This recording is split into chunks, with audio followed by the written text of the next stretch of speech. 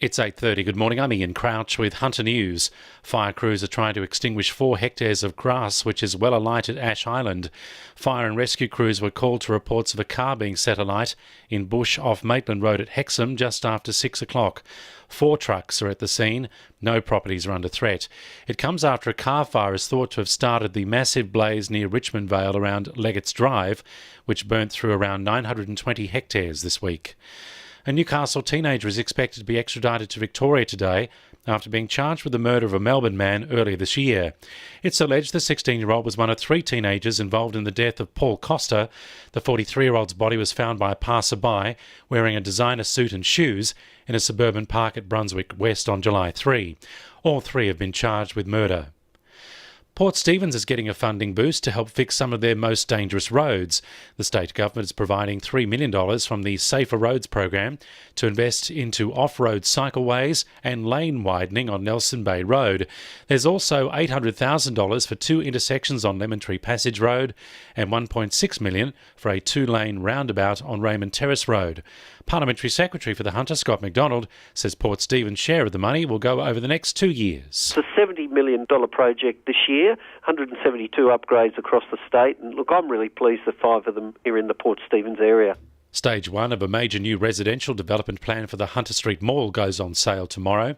The first stage of the 4-stage development includes 155 apartments at the corner of King and Perkins Streets. Plans will be on display at the former David Jones building, and construction of Stage 1 is due to start early next year. Drivers who cross Cockle Creek at the Barnsley Weir will now be given earlier updates about road closures. Lake Macquarie Council has installed new flashing signs to notify the community when the road is closed, allowing drivers to update their route ahead of time.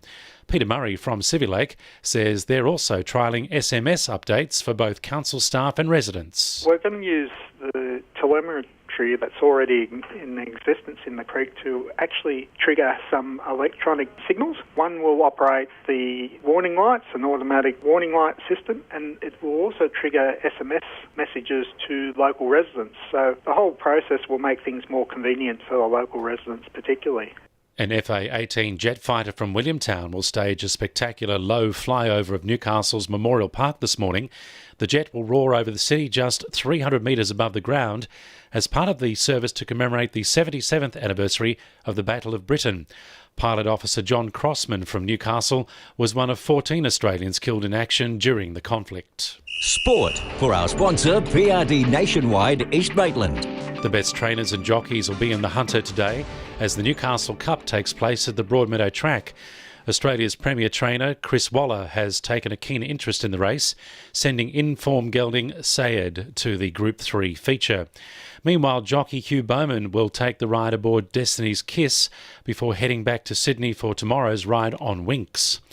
The Newcastle Knights may be out of finals football, but there's still some Hunter representation in line for end-of-season accolades.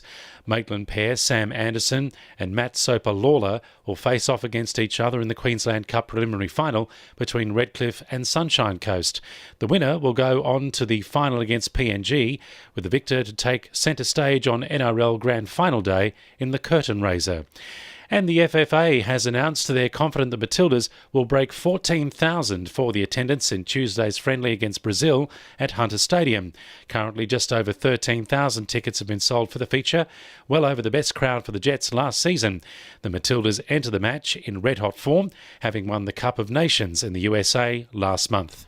And the winning numbers in Powerball are 25, 15, 26, 30, 31 and 32, and the Powerball number is 18. 2NURFM News Time, 26 to 9.